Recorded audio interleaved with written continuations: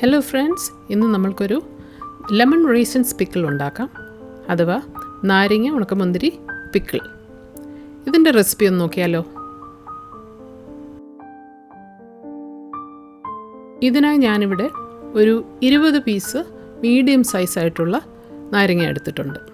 ഇത് നമുക്ക് ഒരു 5 മിനിറ്റ് ഒരു സ്റ്റീമറിൽ വെച്ച് ആവിയിൽ വേവിച്ചെടുക്കാം. 5 മിനിറ്റിൽ കൂടുതൽ വേവിക്കേണ്ട ആവശ്യമില്ല. അപ്പോഴത്തേക്ക് ഇത് ഒരുവിധം സോഫ്റ്റായി വരും.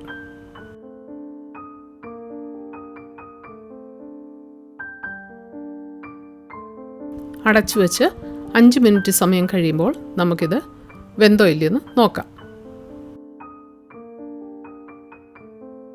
ഇപ്പോൾ ഇവിടെ നാരങ്ങയൊക്കെ നല്ലപോലെ വെന്തിട്ടുണ്ട്. നമുക്കിത് വേറൊരു പാത്രത്തിലേക്ക് മാറ്റാം, എന്നിട്ട് ആറാനായി മാറ്റി വെക്കാം.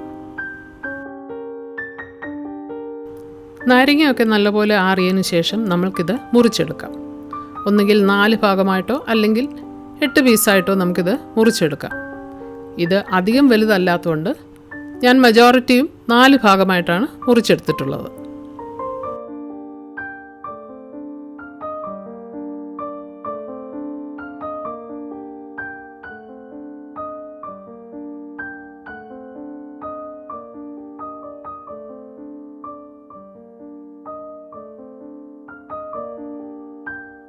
ഞാൻ പറഞ്ഞ പോലെ അധികവും ഞാൻ 4 ഭാഗമായിട്ടാണ് മുറിച്ചെടുത്തിരിക്കുന്നത്.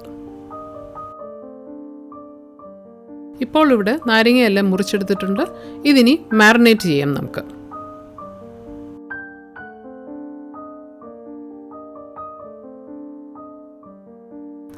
അതിനായി 2 ടേബിൾ സ്പൂൺ ഉപ്പും 2 ടേബിൾ സ്പൂൺ പഞ്ചസാരയും ഞാൻ ഇട്ടുകൊടുത്ത് നല്ലവണ്ണം ഇളക്കി യോജിപ്പിക്കുന്നുണ്ട്.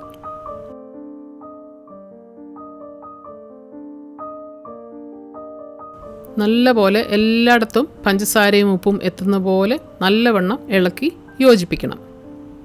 അതിനുശേഷം ഒരു ഗ്ലാസ് ജാറിലാക്കി നമുക്കിത് 2 ദിവസം അടച്ചു വെക്കാം. 3-ാം ദിവസം നമുക്ക് പിക്കിളിടാം. ഇതിനായി വെളുത്തുള്ളി അരിഞ്ഞത് ഒരു 6 ടേബിൾ സ്പൂൺ ഉണ്ട്. ഇഞ്ചി അരിഞ്ഞത് ഒരു 4 ടേബിൾ സ്പൂൺ ഉണ്ട്. നാരങ്ങയിൽ നിന്ന് ഊറി വന്ന വെള്ളം നമുക്ക് സെപ്പറേറ്റ് ചെയ്തെടുക്കണം. കാശ്മീരി ചില്ലി പൗഡർ ഒരു ഫുൾ കപ്പ് ഞാൻ എടുത്തിട്ടുണ്ട്. വിനാഗിരി 1/4 മുതൽ 1/2 കപ്പ് വരെ പുളി അനുസരിച്ച് ചേർക്കാം. പഞ്ചസാര അല്ലെങ്കിൽ ബ്രൗൺ ഷുഗർ ഉണ്ടെങ്കിൽ അതൊരു 4-5 ടേബിൾ സ്പൂൺ എടുക്കണം. ഈ പിക്കിളിൻ്റെ ഹൈലൈറ്റായ ഉണക്കമുന്തിരി ചൂടുവെള്ളത്തിൽ സോക്ക് ചെയ്ത് വെച്ചിട്ടുണ്ട്. ഇനിയും ഒരു പാൻ അടുപ്പത്ത് വെച്ച് ചൂടാക്കി 1/2 കപ്പ് നല്ലെണ്ണ ഒഴിച്ചു കൊടുക്കുക. അതിനുശേഷം അരിഞ്ഞു വെച്ചിരിക്കുന്ന വെളുത്തുള്ളിയും ഇഞ്ചിയും ഇട്ട് നമുക്ക് നല്ലവണ്ണം മൂപ്പിച്ചെടുക്കാം. കുറച്ച് കറിവേപ്പിലയും കൂടി ഇട്ട് കൊടുക്കുക.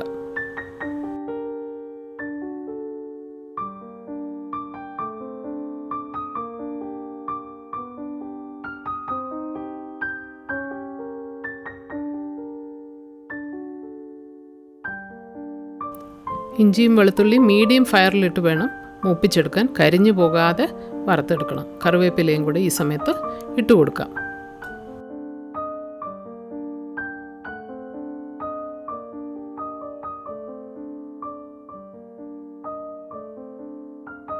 വറുത്ത് കഴിഞ്ഞാലുടനെ വെളുത്തുള്ളിയും ഇഞ്ചിയും നമുക്ക് കോരി മാറ്റി വേറൊരു പാത്രത്തിലേക്ക് ആക്കി വെക്കാം.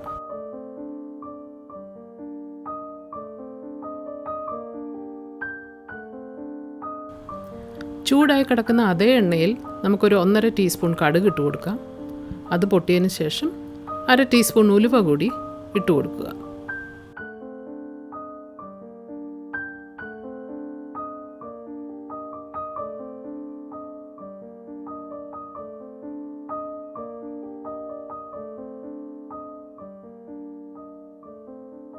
കടുക് ഉലുവയും പൊട്ടിയതിന് ശേഷം നമുക്ക് മുളക് പൊടി എടുത്തു വച്ചിരിക്കുന്നത് ഇട്ട് കൊടുത്ത് നല്ലവണ്ണം മൂപ്പിച്ചെടുക്കാം. തീ കുറച്ചിട്ട് വേണം ഈ സമയത്ത് മൂപ്പിക്കാൻ.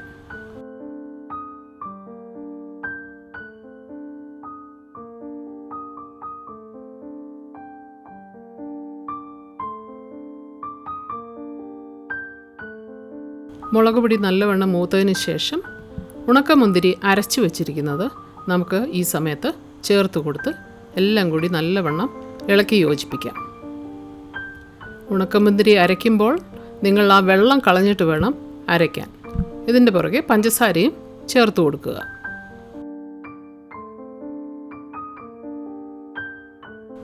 പഞ്ചസാര അലിയുന്നത് വരെ നല്ലപോലെ ഇളക്കി കൊടുക്കുക.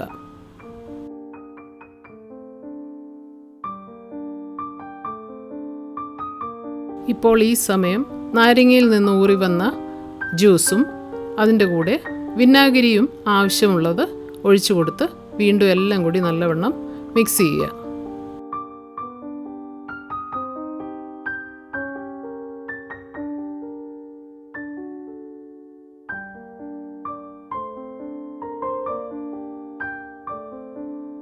ഈ മിക്സർ നല്ലവണ്ണം യോജിച്ച് കഴിയുമ്പോൾ നമുക്ക് ആവശ്യത്തിനുള്ള ഉപ്പ് ഇട്ട് കൊടുത്ത് അതും വീണ്ടും നല്ലവണ്ണം ഇളക്കി ഒന്നിച്ച് യോജിപ്പിക്കാം. ഇനി നമുക്ക് തയ്യാറാക്കി വെച്ചിരിക്കുന്ന മാരിനേറ്റ് ചെയ്ത് വെച്ചിരിക്കുന്ന നാരങ്ങ ഇട്ട് കൊടുത്ത് എല്ലാം കൂടി ഒന്നിച്ച് ഇളക്കിയെടുക്കാം.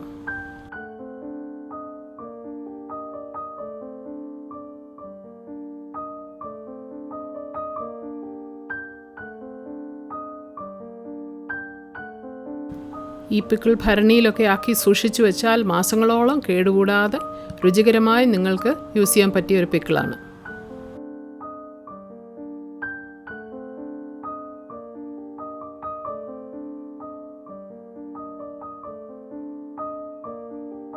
അവസാനം 1/2 ടീസ്പൂൺ കായപ്പൊടി കൂടി ചേർത്ത് കൊടുത്ത് നമുക്കിത് ഇളക്കിയെടുക്കാം.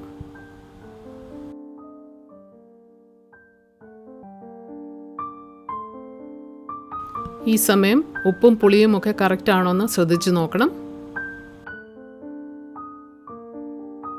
ഈ സമയം നമുക്ക് വറുത്ത് മാറ്റി വെച്ചിരിക്കുന്ന ഇഞ്ചിയും വെളുത്തുള്ളിയും കൂടി ചേർത്ത് കൊടുത്ത് യോജിപ്പിക്കാം. എല്ലാം കൂടി നല്ലവണ്ണം മിക്സ് ചെയ്തിട്ട് ആറിയതിന് ശേഷം മാത്രം നമ്മൾക്കിത് ഭരണിയിലാക്കാം.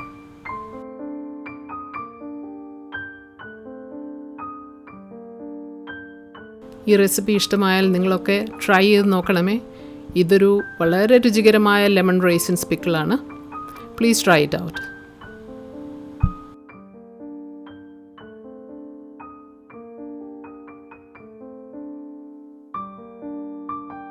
നല്ലപോലെ തണുത്തതിന് ശേഷം മാത്രം ജാറിലാക്കി സൂക്ഷിച്ചു വെക്കുക. ഫ്ലേവേഴ്സ് എല്ലാം കൂടി നല്ലവണ്ണം ബ്ലെൻഡ് ആയതിനു ശേഷം 1 ദിവസത്തിന് ശേഷം ഉപയോഗിക്കുന്നതായിരിക്കും നല്ലത്.